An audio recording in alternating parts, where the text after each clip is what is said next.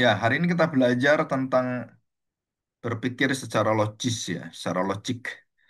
Nah, saya akan memberikan kita satu contoh pemikiran-pemikiran yang logical fallacy ya, jadi anti logical atau boleh dikatakan logical fallacy. Kita akan belajar beberapa hal yang penting. Ini berkaitan dengan kita membaca Alkitab, mengerti Alkitab, dan lebih dalam lagi itu adalah menafsirkan Alkitab. Ada beberapa bagian penting yang kemudian ada sekitar 10 sampai 12 lah. Ini ada saya tuliskan 10 ya. Jadi bisa lebih banyak ya. Cuman saya berikan supaya kita bisa menangkap dengan baik. Itu sekitar kalau ini lengkapnya 20 ya. Kalau 20 kayaknya waktunya nggak cukup itu. Nah, saya akan memberikan bagaimanakah pemikiran-pemikiran yang salah itu sering kita dengarkan dan jangan sampai ya, kita itu jatuh dalam kesalahan yang sama. Jangan sampai kita jatuh dalam kesalahan yang sama. Ya. Oke, kita masuk dalam doa. Mari kita berdoa. Bapa yang baik, kami bersyukur di hadapan-Mu. Hari ini kami menerima satu perlengkapan secara pemikiran dan juga pola berpikir, dasar-dasar berpikir, dan pijakan kami berpikir supaya kami memiliki satu pedoman kebenaran dalam kuasa firman-Mu. Karena firman-Mu lah adalah kebenaran dari segala kebenaran filsafat dan pemikiran manusia harus kembali tunduk kepada kuasa firman. Hari ini kami belajar, Tuhan tolong kami, dan bila Roh Kudus melalui terang firman Tuhan dan melalui terang Kristus, kami bisa mengerti benar bahwa hanya di dalam Kristus hikmat itu akhirnya hidup dan menjadi kekuatan terang bagi kami. Terima kasih Bapa, di dalam nama Tuhan Yesus kami serahkan doa kami. Amin. Oke, kita masuk kembali ya. Nah, perhatikan baik-baik. Nah, kita akan melihat kepada beberapa ayat ya. Ini udah masuk sebenarnya. Ya, oke. Nah, kita melihat beberapa istilah yang akan kita pelajari. Mungkin bagi kalian sesuatu yang baru ya. Namanya proof texting atau proofing text. Jadi dikatakan kesalahan karena mengisolasi teks. Jadi membatasi ya, membatasi dan memberikan satu pagar gitu. Kesalahannya apa? Mengambil satu ayat tanpa konteks untuk membenarkan apa yang kita pikir, yang kita pegang itu benar. Jadi bukan kebenaran secara firman Tuhan ya, tapi kebenaran tentang pikiran kita, pengajaran kita, atau mungkin banyak hamba-hambatan pendeta-pendeta ataupun ya motivator Kristen yang ada dan dalam bentuk bisa pengajaran, bisa nasihat dan semuanya. Nah, contohnya apa? Filipi pasal 4 ayat 13. Perhatikan perkataan ini ya. Segala perkara dapat kutanggung. Coba kita lihat secara lengkap tempat ayat yang ke-13. Segala perkara dapat kutanggung di dalam Dia yang memberi kekuatan kepadaku. Nah, ayat ini kemudian diambil dan mungkin dikhotbahkan serta dijelaskan dalam baik itu pendidikan Kristen, baik itu khotbah di mimbar ataupun pengajaran-pengajaran di seminar-seminar. Nah, kita melihat bahwa arti segala perkara itu adalah untuk mendukung kekuatan seperti kita kalau mau berbisnis, mengerjakan satu pekerjaan, dan kita melalui ayat ini, itu kita ambil untuk apa? Memberikan satu penafsiran serta kebenaran yang mendukung kita. Supaya apa? Supaya kita itu mempunyai kekuatan yang seperti Alkitab ceritakan, yang ajarkan itu. Jadi saya bisa menanggung segala perkara. Jadi konteksnya itu apa sebenarnya? Nah, sebenarnya kalau kita pelajari dalam pemikiran Rasul Paulus, tulisan-tulisan dalam Filipi ini adalah tentang bagaimanakah kita hidup di dalam Injil, hidup di dalam kebenaran Injil, adalah hidup di dalam penderitaan dan pertentangan serta perlawanan yang begitu besar dari orang-orang selain kita. Jadi ini konteksnya adalah penderitaan di dalam kebenaran, bukan penderitaan dalam pekerjaan bisnis. Ini konteksnya. Jadi kalau kita khotbah, kalau kita memberikan persiapan serta memberikan satu wejangan renungan harian atau pagi. Kalian kan digilir ada renungan pagi kan mahasiswa. Biasanya, saudara, itu kita biasanya apa ya, mempraktiskan. Jadi membuat pragmatis gitu, membuat itu secara ya praktis saja gitu. Dan kita kemudian tidak melihat konteksnya, tidak mempelajarinya, dan kita jatuh dalam kesalahan yang sangat fatal. Kenapa? Karena itu namanya eisegesis. Tidak menafsirkan Alkitab sesuai dengan teksnya, sesuai dengan konteksnya, dan juga sesuai dengan seluruh isi firman Tuhannya, apalagi berkaitan dengan seluruh kebenaran dalam firman Tuhan. Jadi segala perkara itu kita hanya ambil, kita batasi sebagai apa? Ya saya bisnis itu saya akan bisa tanggung segala perkara. Nah konteksnya sebenarnya bukan eh, orang berbisnis berdagang atau berusaha di dalam, contoh di dalam usaha dia jualan gitu kan, usaha-usaha yang sepertinya adalah berbisnis. Tapi ini konteksnya adalah memperjuangkan kebenaran Injil dalam konteks berjemaat. Jadi kalau waktu kita ambil kalimat dan frasa itu, ungkapan itu dalam kehidupan kita, sebenarnya kita kehilangan konteksnya, kehilangan di manakah ayat itu ditempatkan. Dan kemudian kita memberitakan satu kebenaran firman Tuhan, satu asas dan satu pedoman dalam hidup kita. Jadi pegangan dalam pikiran kita adalah bahwa itu tidak sesuai konteksnya. Jadi segala perkara ku tanggung itu bukan semua perkara, Saudara. Dalam arti perkara itu dasarnya apa? Kenapa bisa aku tanggung? Karena ada perkara tentang penderitaan membawa Injil Kristus. Jadi bukan karena saya berdagang, karena bukan.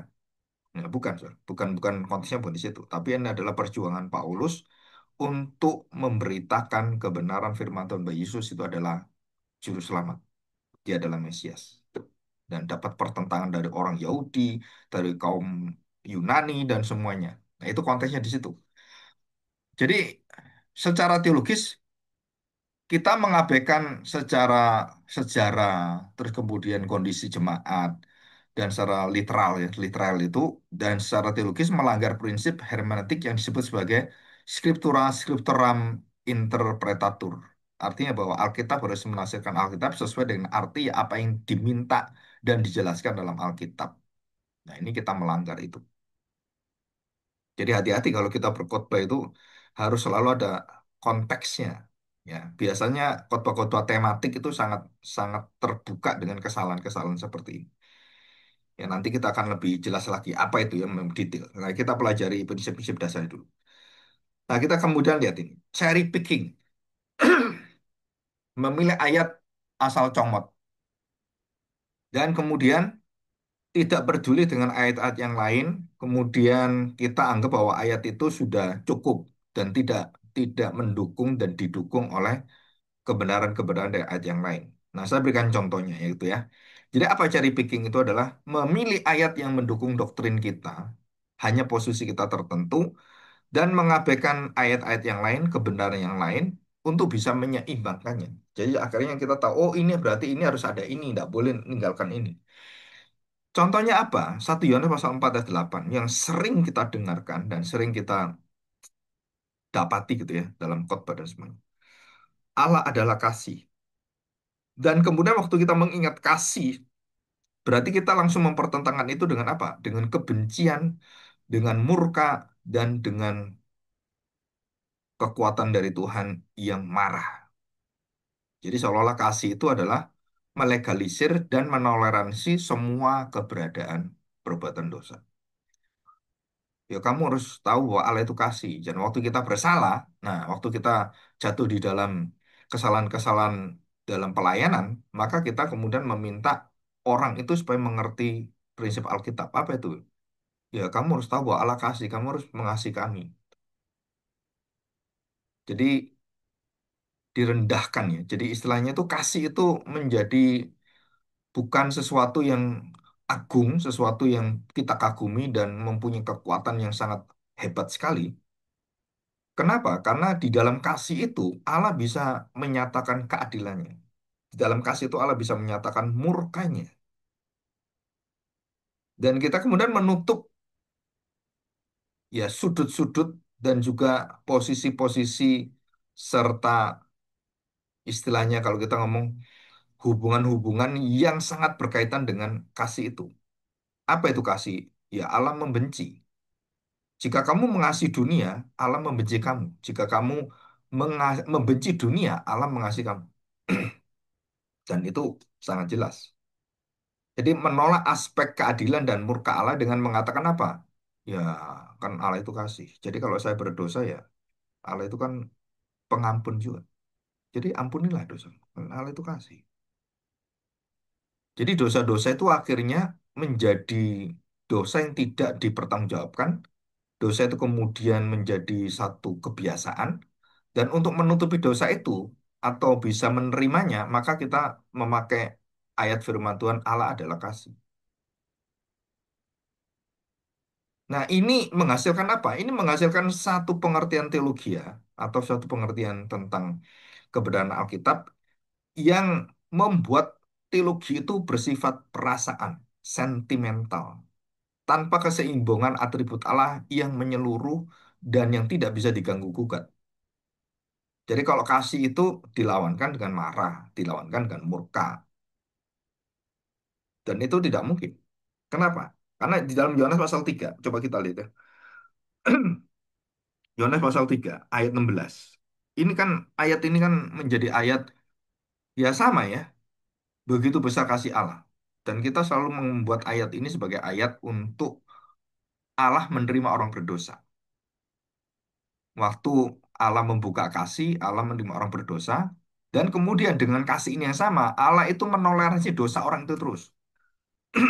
Jadi nggak apa-apa berdosa terus. Kenapa? Ya kan Tuhan itu kasih, Tuhan pengampun. Nah kita lihat ini ya. Apakah besar, apakah benar, sorry, apakah benar Yohanes 3:16 ini adalah hal tentang kasih seutuhnya? Atau hanya kasih? Jawabannya tidak. Ayat ini mengatakan sisi yang mungkin paling menakutkan manusia.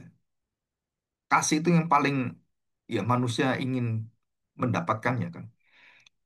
Yohanes 3:16 karena begitu besar kasih Allah akan dunia ini.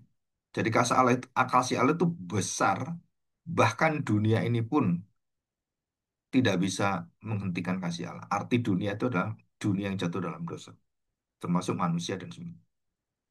Dan dikatakan demikian, lanjutnya ya, sehingga ia telah mengaruniakan anak yang tunggal. Jadi seberapa besarkah kasih yang terbesar dan kasih yang bisa mengasihi dunia? Kasih yang terwujud di dalam anugerah anaknya yang tunggal. Bapak mempersembahkan itu. Dikatakan supaya setiap orang yang percaya,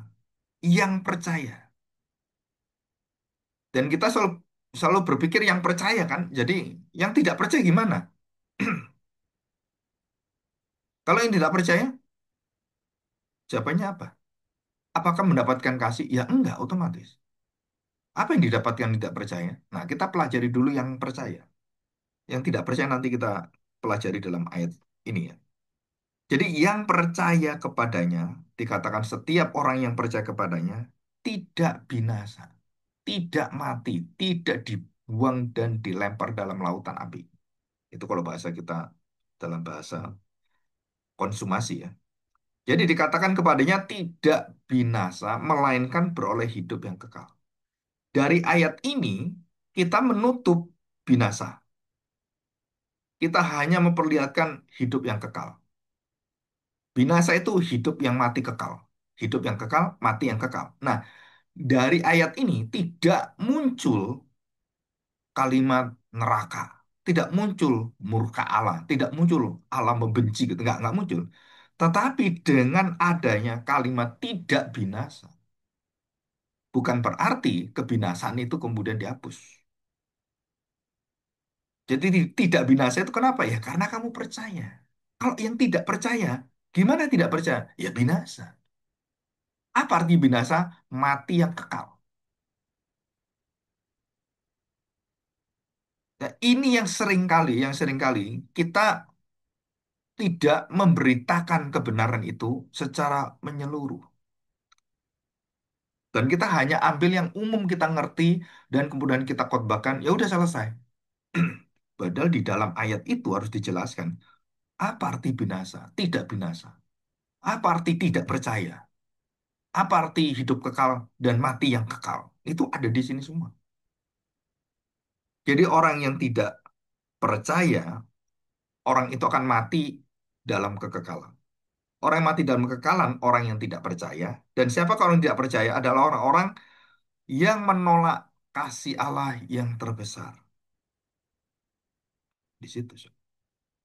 Jadi satu sisi ada orang menerima, satu sisi ada orang yang menolak. Satu sisi ada orang yang diberikan anugerah oleh Tuhan, satu sisi ada orang yang tidak Tuhan berikan anugerah itu. Dan Tuhan tidak mengubahkan hatinya. Maka orang itu di dalam seluruh kekerasan hatinya, seluruh kesalahannya, seluruh dosanya, maka dia binasa dan dia tidak bisa percaya. Kenapa nggak bisa percaya? Ya karena Tuhan tidak memanggil dia, Tuhan tidak memilih dia, Tuhan tidak mengasihi dia. Mengapa Tuhan memilih dia mengasihi dia? Dan itulah kemurahan Tuhan. Kenapa ada orang dipilih Tuhan yang lain tidak dipilih Tuhan? Itu adalah hikmat Tuhan, kerelaan Tuhan, bukan kerelaan kita. Loh, kenapa Tuhan bisa rela yang satu, yang lain nggak rela itu? Karena Tuhan bijaksana. Jadi kalau kamu tanya terus, ya semua berpusatnya pada Tuhan, bukan pada kita. Jadi ayat-ayat yang kita baca itu, yang mungkin kita ketemu, itu adalah banyak sekali. Kalau kita mendengarkan baik itu renungan dan semuanya, itu tidak tuntas. Tidak menyatakan kebenaran firman Tuhan atau satu ayat saja, udah didiskon. Apa yang didiskon? Tidak menjelaskan binasa itu apa, tidak menjelaskan yang tidak percaya itu siapa. Kan yang kita jelaskan yang percaya yang hidup kekal yang tidak binasa. Yang tidak percaya ya kita nggak jelasin. Yang mati yang kekal bagaimana? Nggak kita jelasin. Padahal ada di ayat itu.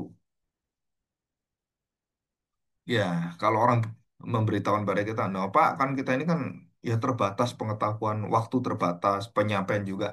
Iya betul, memang betul itu. Tetapi minimal, minimal, kamu juga harus memberitakan secara lengkap satu ayat itu. Jadi jangan mengambil cuman sebagian kata-katanya saja dan kemudian tidak mau menjelaskan itu. Maka kita tidak pernah bertumbuh di dalam firman Tuhan, tidak pernah bertumbuh dalam pengertian yang benar. Kenapa? Ya karena kita mengambil yang kita bisa ngerti, yang cocok dengan kita. Yang disebut sebagai apa? Ya sentimental kan. Pengertian teologi yang sangat sentimental. Yang sesuai dengan pikiran perasaan kita. Dan kita nggak mau terbuka, menggali, dan memperdalam itu. Ya, ini ya, cherry picking namanya. Nah, yang ketiga sekarang kita lihat. Nah, perhatikan baik-baik. Apa itu? Ad hominem. Pak, apa ini ad hominem? Kok bahasanya asing semuanya? Ya, memang ini dari bahasa Inggris ya. Nah, ad hominem itu juga bahasa Latin.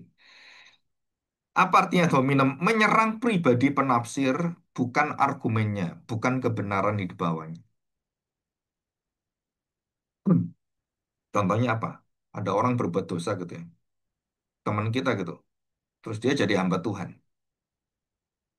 Karena dia pernah, mungkin pernah salah. Mungkin pernah utang nggak bayar gitu kan.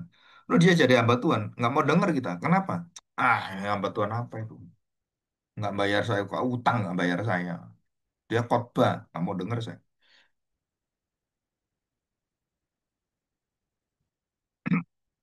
Coba bayangkan, jadi kebenaran itu ditutupi dengan apa? Ad hominem. Jadi bukan kepada apa yang diberitakan tapi kepada diri orang itu, kelemahan-kelemahan orang itu. Sesudah Tuhan Yesus pernah mengatakan bahwa kalau kamu mendengarkan orang Farisi ahli Taurat dan kamu dengar itu yang diberitakan oleh mereka, diajarkan mereka, itu terimalah karena itu kebenaran. Tetapi jangan kamu meniru, meneladani tingkah lakunya. Ini Tuhan Yesus sendiri yang. Jadi Tuhan Yesus sudah memperingatkan kita jangan ad hominem. Kenapa ad hominem? Ya kamu harus tahu bahwa kalau dia pribadi memang jahat, memang munafik, tapi firman Tuhan itu adalah kebenaran. Yang bawakan siapapun dia kebenaran. Terus kemudian karena Tuhan Yesus mengatakan demikian, jadi kita nggak boleh bang, wah dia orang Farisi nggak usah kita dengar. Ah, dia orang munafik gak usah dengar. Saudara nggak bisa. Kenapa nggak bisa? Karena apa yang diberitakan kebenaran yang membawa siapapun dengan segala cara kelicikan, cara-cara yang manipulatif sekalipun, itu adalah kebenaran. Saudara itu adalah tetap kebenaran. Nggak bisa ditutupi oleh apapun. Itu dikatakan ad hominem. Jadi kita tidak melihat kebenaran, tapi kita melihat yang membawakan kebenaran, yang membawakan firman Tuhan itu siapa. Jadi kita tidak perlu dengar tafsiran Paulus, karena dia tuh misogenis. Dia orangnya tuh sangat, ya istilahnya tuh sangat ini ya, sangat berpilih kasih. Dia tuh lebih ke arah tidak menyenangi perempuan, tanda petik membenci perempuan, membenci tentang Taurat, tentang sunat. Nah, seperti itu. Jadi kita waktu mendengarkan kalimat ini, kita tidak perlu dengar tafsiran Paulus. Kenapa? Karena dia tuh orangnya kayak gitu. Setelah kita tidak diperbolehkan seperti itu. Kenapa? Dengan adanya kelemahan orang, otoritas Alkitab akhirnya kita tolak. Saudara itu salah besar. Daud waktu jatuh dalam dosa, Tuhan tidak menolak dia menjadi raja. Dia tetap jadi raja. Betul kan? Tapi kalau ad hominem, ya Daud berdosa ngapain baca Mazmurnya banyak itu. 150 Mazmur ngapain dibaca? Nggak perlu. Kenapa nggak perlu? Ya Daudnya kayak gitu dosa berzina, membunuh, licik gitu. Nggak perlu kita baca Mazmur itu. Ya nulis kan orang-orang kotor itu. Tuhan sendiri mengatakan tanganmu itu penuh dengan darah, penuh dengan pembunuhan. Jadi aku tidak mau kau membangun bait Allah. Betul kan? Tapi saya tanya sekarang, apakah Tuhan memecat dia sebagai raja? Dan kemudian menurunkan dia, mem-PHK dia jadi raja? Enggak juga. Kenapa enggak?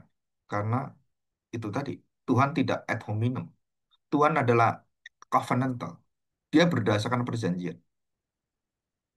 Jadi contoh, semua istri, bapak ibumu bertengkar gitu. Berantem gitu kan. Terus kemudian, udah kita cerai gitu. Kenapa? Ya karena kamu gini. Terus kita mendengarkan firman Tuhan tidak boleh cerai. Ya nggak bisa, saya ngeliat dia gitu. Sesuatu nggak bisa. Kenapa nggak bisa? Karena kita bukan menilai kebenaran berdasarkan kelemahan suami, istri, bapak, ibu, atau anak-anak kita. Nggak bisa. Apa yang kita pegang? Kebenaran firman Tuhan. Apa yang dikatakan firman? Tidak boleh bercerai. Ampunilah, bersabarlah, bertahanlah, tolonglah. Nah gitu kan? Ya, gimana Pak? Hati udah nggak seneng kan nggak seneng. Ya nggak bisa. Kenapa nggak bisa? Karena bukan ad hominem.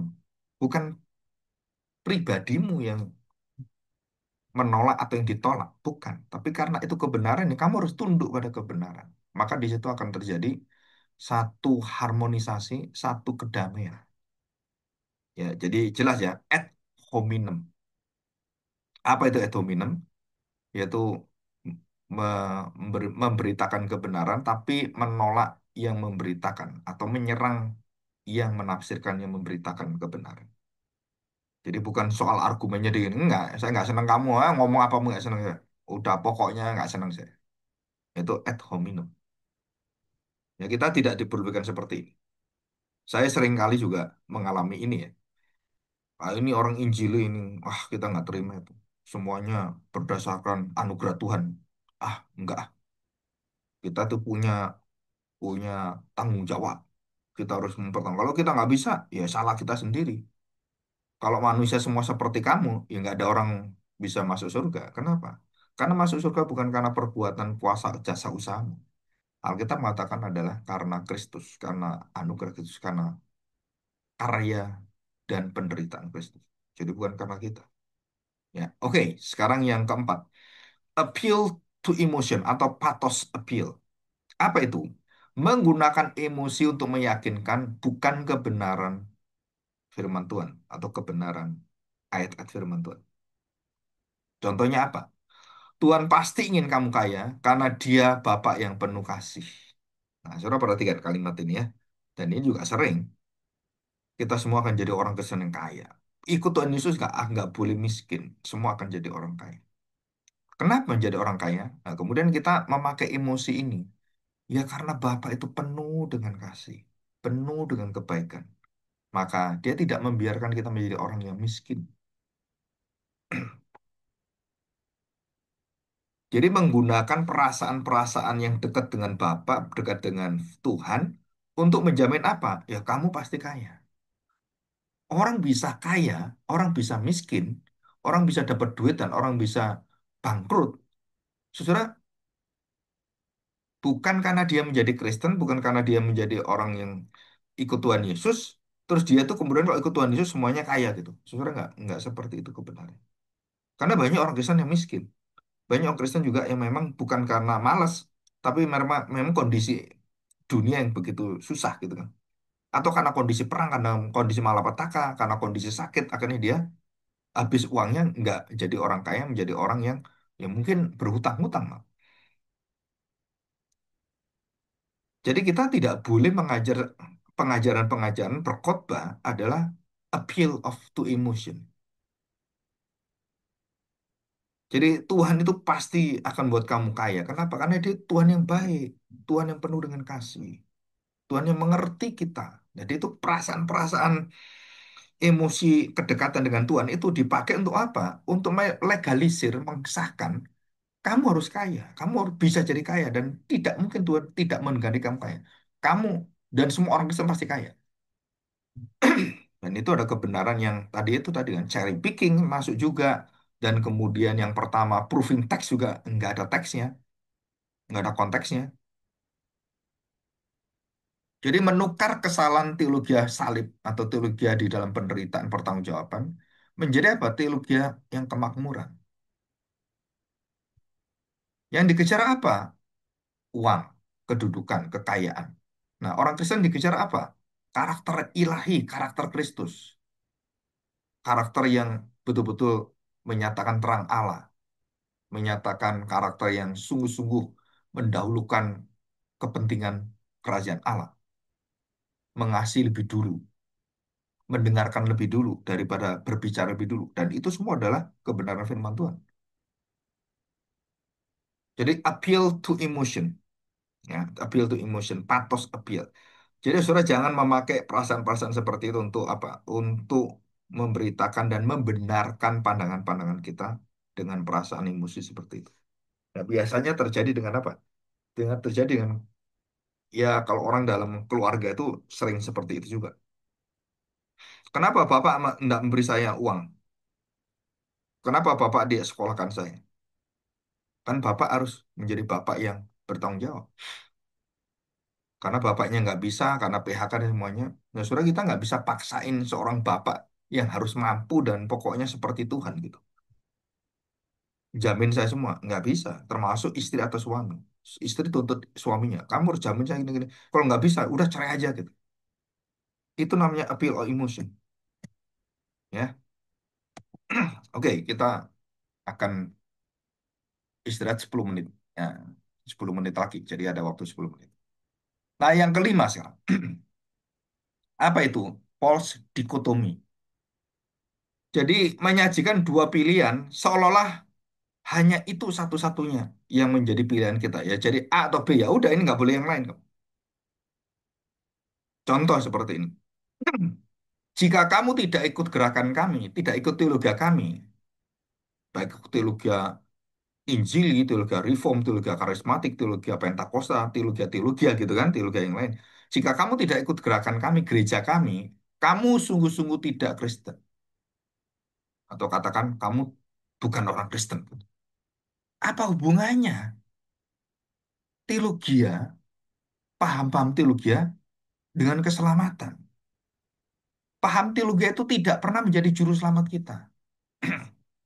Injili, Pentakosta, Reform, itu bukan juru selamat kita. Jadi kalau ngomong kamu nggak ikut kami, kamu nggak akan selamat. Yang selamat itu ya teologi kami, teologi keselamatan, ya pasti selamat saya gitu. Yang nggak teologi keselamatan, yang tidak teologi anugerah, pasti nggak selamat. Saudara itu bukan. Nah kita mempunyai prinsip false dichotomy. Mengapa? Karena dua hal ini, saudara kemudian saudara berada di tengah-tengah dijebak. Kalau nggak ikut, ya kamu bukan orang Kristen. Kalau ikut, kamu bukan orang yang setia gitu. Kalau kita ngomong seperti ini, contoh ya, kita di STT MTS gitu. Orang nggak STT MTS itu nggak ngerti misi gitu. Nah, saudara itu salah besar. Kenapa? Karena STT-MTS dengan kebenaran misi itu milik Tuhan. Jadi STT-MTS itu pengajar-pengajarnya itu bukan Tuhan. Bukan yang mempunyai misi. Yang punya misi siapa? Ya Tuhan. Dan kita nggak boleh ngomong seperti yang paling benar itu sekolah kita. Saudara itu adalah satu istilahnya kebutaan ya, dalam pengetahuan. Kalau dalam rohani, kebutaan rohani. Kebutaan rohani itu apa ya? Kemunafikan. Mengabaikan keanekaragaman tubuh Kristus. Bukan karena kamu itu orang ABC, paham teologi ABC, tapi kamu adalah milik Tuhan, milik Kristus. Maka kamu diselamatkan. Dengan segala kelemahan-kelemahan pikiranmu, tafsiranmu, dan juga aliran-aliran yang ada. Saya orang yang sangat inklusif Sir, di dalam pandangan tentang pertobatan. Ya, inklusif. Jadi semua itu harus bertobat. Siapapun, mau setan pun ya, kalau bisa bertobat, bertobat. Tapi setan nggak bisa bertobat. Sejahat apapun kita buka gitu. Tapi sangat eksklusif. Saya itu memegang nama Tuhan Yesus. Dan saya tidak bisa diubah dengan siapapun. Bahkan mati pun saya nggak akan diubah. Kenapa? Karena yang menyelamatkan hanya Yesus. Bukan perbuatan baik kita, bukan isme-isme teologi kita, tapi adalah Kristus. Nah itu kita pegang. Nah, itu benar. Kenapa? Karena Kristus mengatakan, akulah jalan, kebenaran, dan kehidupan. Pentakostalah, jalan kebenaran kehidupan. Kaum Injililah, jalan kebenaran kehidupan. Bukan, saudara. Yesus. Jadi kalimat jika kamu tidak ikut gerakan kami, kamu tidak sungguh-sungguh Kristen. Nah, saudara itu kalimat yang sangat kurang ajar sekali. Sombongnya luar biasa. Oke, yang terakhir. Kita lihat ya.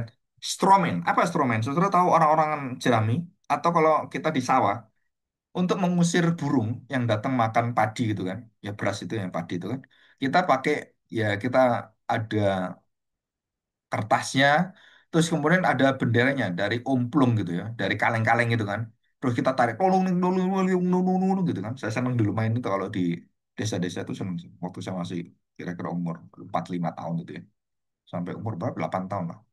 Saya tinggal di daerah desa Tulungagung. Dan setiap ada burung datang, wah nanti makan beras kita ini. Ya padi kita nanti habis. Akhirnya kita buat itu stromen.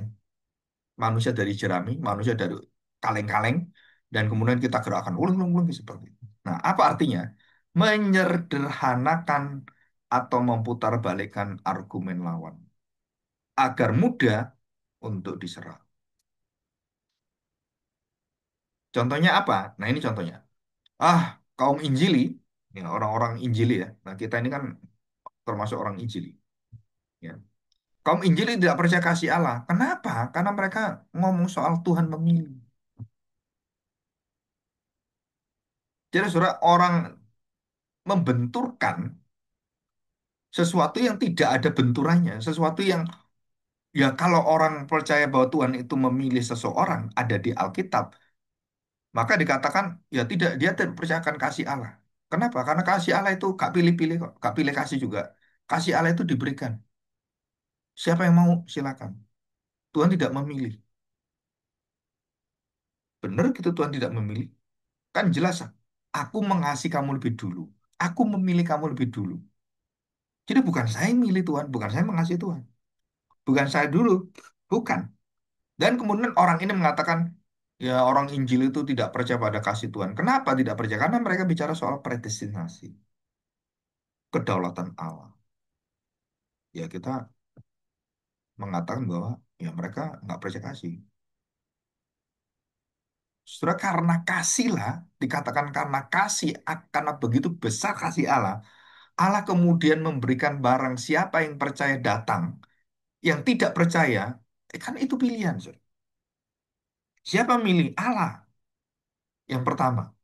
Dan pilihan itu kemudian dianugerahkan kepada orang yang percaya. Dan orang percaya itu kemudian mengerti Tuhan, mendengar firman Tuhan, dia memilih, saya ikut Tuhan. Jadi kalau ada kasih, barulah kau bisa milih. Oh, orang ini ngomong, enggak bisa. Ya karena kamu percaya pilihan, maka kamu tidak percaya ada kasih. Padahal di dalam kasih lah Tuhan itu memilih kamu, bukan dipertentangkan. Jadi dia tuh memutarbalikkan. Jadi kalau ada presentasi, nggak ada kasih. Kalau ada kasih, tidak ada pemilihan Tuhan. Ya nggak bisa, saudara. Kenapa? Karena kedua hal ini itu tidak bisa dilepas. Tapi oleh orang-orang yang tidak senang dengan kaum Injili, tidak senang dengan keselamatan berdasarkan anugerah Tuhan, maka dia mengatakan kalimat ini, membuat kebenaran-kebenaran palsu. Manusia-manusia kaleng itu kan, gelundung, gelundung, gelundung, gelundung itu. Saudara. Jadi, apa yang kita pelajari dalam pemikiran kita adalah pikiran mereka adalah pikiran yang tidak jujur. Ketidakjujuran intelektual yang mematikan dialog secara teologi yang benar. Dan ini terjadi. Dan kita terus mengalami ini. Jadi setiap kali saya mendengarkan khotbah, mendengarkan apa yang dikasih, terus saya membaca buku-buku sama, so. Wah, buku ini pandangannya keliru. Kenapa keliru?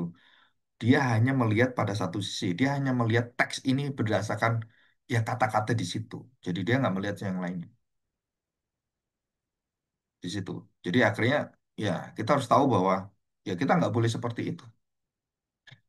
Ya. Dan yang ketujuh yang ketujuh ya, dan ini ada sekitar 20. Semoga hari ini bisa selesai. Tujuh, circular reasoning. Jadi pertanyaan yang sepertinya tuh ya argumen berputar pada diri sendiri tanpa bukti eksternal. Ini contoh kalimatnya. Alkitab benar karena Alkitab berkata bahwa Alkitab benar. Gimana kamu itu? Ngomong apa itu? Alkitab benar karena Alkitab berkata bahwa Alkitab benar. Duh, kalau Alkitab benar, ya Alkitab pasti benar. Kenapa? Dia dia kan Alkitab yang benar. Nggak usah ngomong pun dia benar. Mengesampingkan apa? Bukti pewahyuan dan verifikasi secara historis dari iman itu.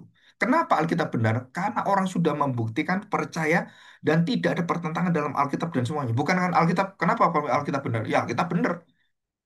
Kok bisa Alkitab benar? Ya karena Alkitab nggak ada jawaban lain. Ya muter-muter ya, ya karena dia benar. Kenapa pendetamu itu kamu benarkan? Ya karena dia benar loh. Dia kan berzina, dia kan berselingkuh, dia kan mengambil uang gereja. Ya karena dia pendeta. Kalau pendeta pasti benar, ya pasti benar kan pendetanya kan pendeta kan, ya benar. Salah pun ya benar gitu. Itu namanya circular reasoning atau yang disebut sebagai kebohongan yang terselubung di dalam jabatan-jabatan yang dibenarkan. Dia pendeta, pendeta tuh ya salah gak salah dia pendeta, pendeta tuh.